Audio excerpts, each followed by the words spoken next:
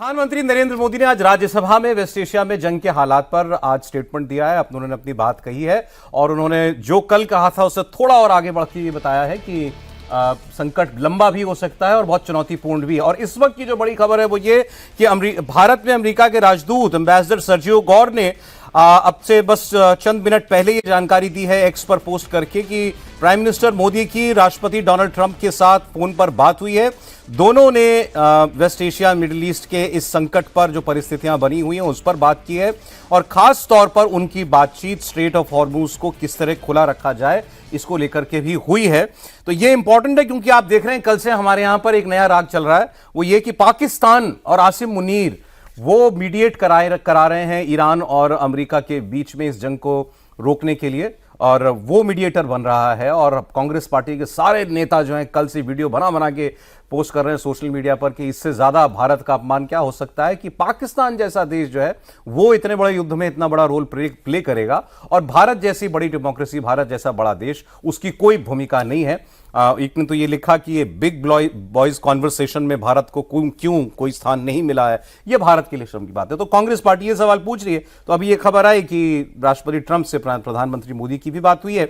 हम आपको बताएंगे प्रधानमंत्री ने आज किन खतरों से आगाह किया है, राहुल गांधी ने आज प्रधानमंत्री के भाषण पर क्या बोला है। उससे पहले जरा इस खबर पर एक अपडेट ले लें हम देवेंद्र से, कोई और इससे आगे जानकारी। दो राउंड तो सौरभ बातचीत हो ही चुकी है, जैसा कि पीएम ने भी खुद बताया कि चाहे गल्फ के कंट्रीज हो या फिर यूएस हो, तो उसी संदर्भ में खासतौर पे जो कंसर्न है कि स्ट्रेट ऑफ हॉर्मुज को उसको कैसे खोला जाए या उसमें कैसे जो व्यवधान आ रहा है उसको रोका जाए, उस संदर्भ में अमेरिकी राष्ट्रपति से उनकी बातचीत हुई है। अभी अमेरिकी पक्ष की तरफ से ये जानकारी दी गई है, भारत के विदेश मंत्रालय की तरफ से या पीएमओ की तरफ से अभी इस बाबत कोई डिटेल नहीं दिया गया। और कल हमारे विदेश मंत्री की बात हुई थी अमेरिका के विदेश मंत्री से, और उसमें हमारा जो एनर्जी कंसर्न है और उसके बारे में बहुत विस्तार से बातचीत हुई थी कि ये हमारी समस्या है और हम इस इंटरेस्ट पे एकदम से हम नहीं चाहते कि कोई चोट पहुंचे हमारे लिए। उसमें कई सारी चीज़ें हैं ना, सिर्फ मसला ये नहीं है कि वहाँ से हम अपने एनर्जी प्रोडक्ट्स लेके आ जाए, हमारे लोग भी वहाँ फंसे हुए हैं, शिप पे भी उतने सारे लोग फंसे हुए हैं,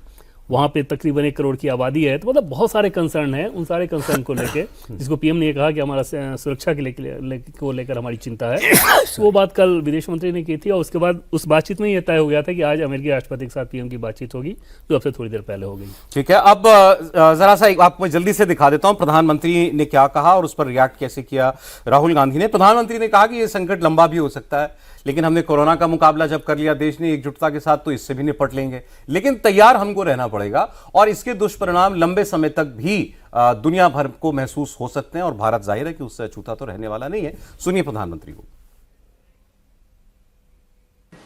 पूरे विश्व में गंभीर ऊर्जा संकट पैदा कर दिया है। भारत के लिए भी ये स्थिति चिंताजनक है। इस युद्ध से बनी वैश्विक परिस्थितियां अगर लंबे समय तक बनी रहती है तो गंभीर दुष्परिणाम तय है। वर्तमान संकट ने पूरी दुनिया की इकोनॉमी को हिला दिया है। अभी तक पश्चिम एशिया में जो नुकसान हुआ है उससे रिकवर होने में भी दुनिया को बहुत समय लगेगा। हमारी तेल कंपनियां संकट के समय के लिए काफी मात्रा में पेट्रोल और डीजल का भंडार रखती हैं।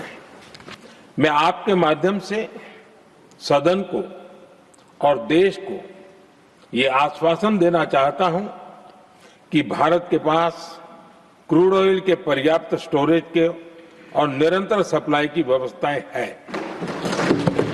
आने वाले समय में ये संकट हमारे देश की बड़ी परीक्षा लेने वाला है और इस परीक्षा में सफलता के लिए राज्यों का सहयोग बहुत आवश्यक है।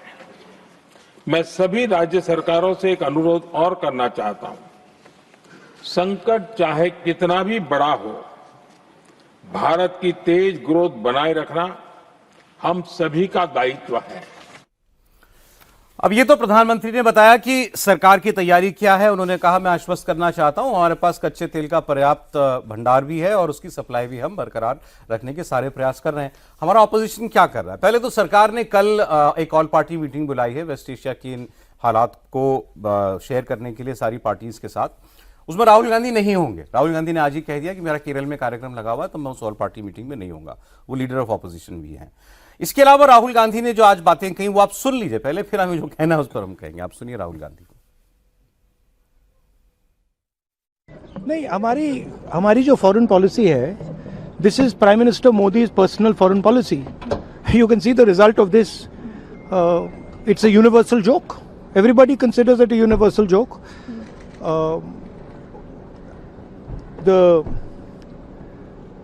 Donald Trump knows exactly what Mr. Modi can do and what Mr. Modi cannot do. So, if the Prime Minister is compromised, our foreign policy is compromised. It's obvious. ये तो सबको दिख रहा है। US डील कर दी,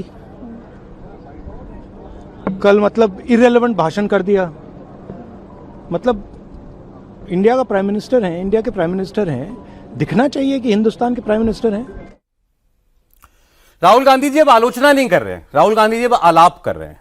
Rahul Gandhi criticism से ज्यादा अब रेटोरिक का सहारा ले रहे हैं, बयानबाजी का सहारा ले रहे हैं, कीवर्ड्स पकड़ते हैं। अब उन्होंने कहा कि कॉम्प्रोमाइज हो गए, तो कॉम्प्रोमाइज। फिर उन्होंने कहा कि यार foreign policy is a joke, तो ये ऐसे ही है जैसे इंडियन इकोनॉमी इज डेड।